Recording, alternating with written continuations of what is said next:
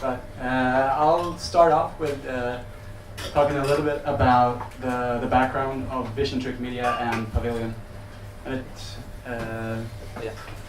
but it started off in 2006 when I met Henrik at college, and then ever since then we kept contact and talked about games and game ideas and things like that. And in 2011 we thought we had a game idea that we thought was good on paper, and we wanted to submit it to the independent games festivals. And this is how the game looked back then, and we soon discovered that it wasn't a good game. It was a really bad game actually, and so we scrapped everything and kept some small bits that was interesting, and that eventually became Pavilion. And in the spring of 2012 we got a government grant. I was very fortunate to get that, because that eventually led us to be able to quit our day jobs and work full-time on Pavilion. And right now I think we will show the other video. That is the first concept video that we ever did for the game.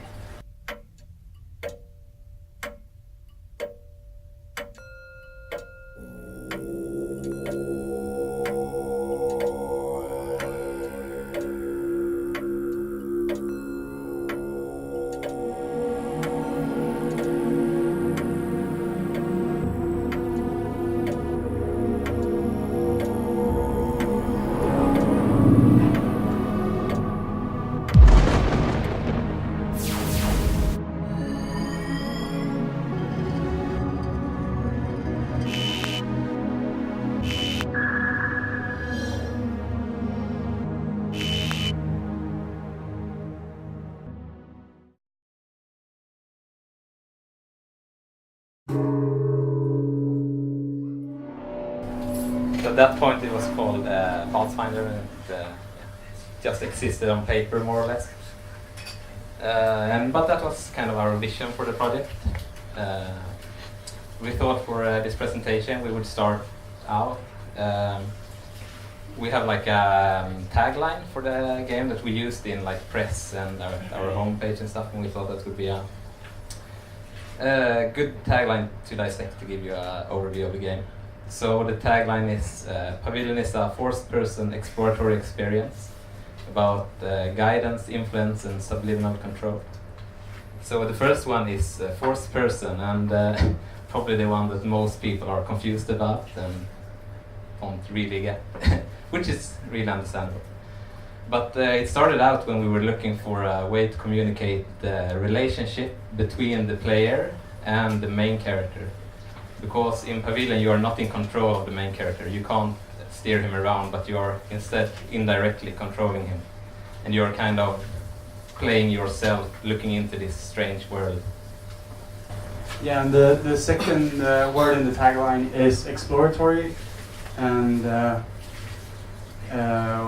it's both in the classical sense of exploring a world and finding secret areas and different paths and things like that, but it's also exploratory in a way where you explore the underlying system of the game, and to solve the puzzles in the game you need to understand how that system works. It's like non-skill based, so once you understand the solution to a puzzle it's really easy to execute it, and that is what we always want to put in the puzzles, that once you know how to do it you can do it immediately.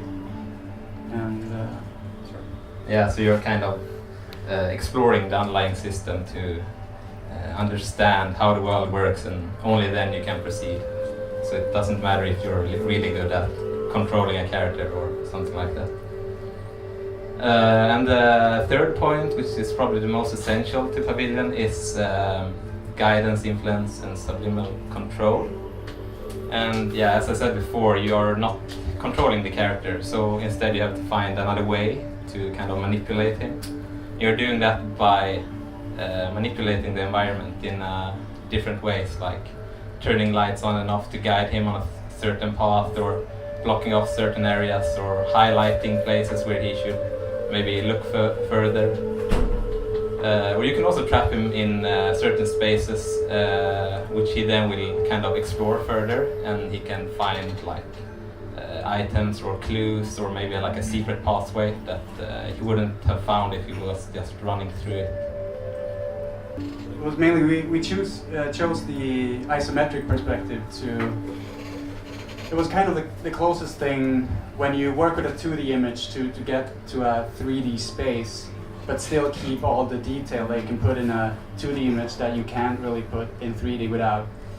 I don't know any 3D, so.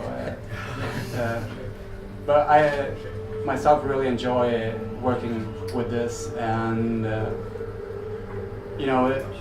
something that is really important for me is to try to create immersion, and to, even if the world is really surreal and not really real looking, we still wanted to have a real feel, like you could really imagine yourself running around in there.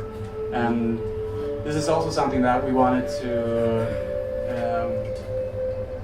echo in the character. When the animations, they are hand-drawn 2D animations that fits quite well into the backgrounds, and they also give the character a kind of roughness that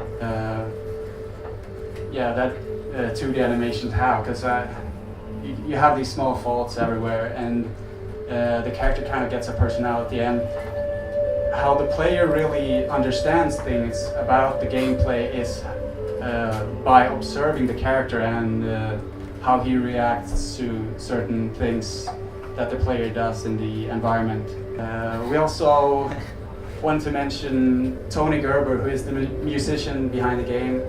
If you listen just for a while, you'll hear his music. He is an amazing guy, and he plays a lot of strange instruments like flutes and stuff. And he also, when he plays live,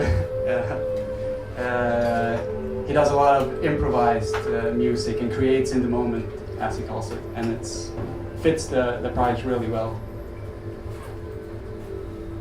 Yeah, so for the last point of the presentation, when we started out the development, we were thinking how we should convey the story in the game, and a lot of games there is a kind of big gap between the gameplay and the story, so we wanted to try to minimize that gap.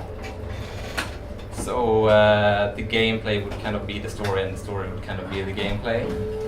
So throughout the game, when you play, you will notice that stuff is changing in the world. Like the gameplay is changing a bit, and the AI is changing, and the visual feedback is changing, and there's a lot of stuff changing to fit the current state of the story. So we put a lot of work into that. So you can, for example, the character can find items, or he can like see maybe some strange things on the wall or something, and then you will get like this kind of more close-ups. You can observe it, and maybe you can try to fit it in how the story is. What's the underlying story of the game? And so we will exhibit at Tokyo Game Show this week. So tomorrow and Friday, we will be at booth 4N23 in the games area, and on Saturday and Sunday we will be in 9C30, also in the games area. So please come by and try out the demo and talk to us. So if you have any questions, you can just talk to us, or send a mail to us or something like that. Thank you.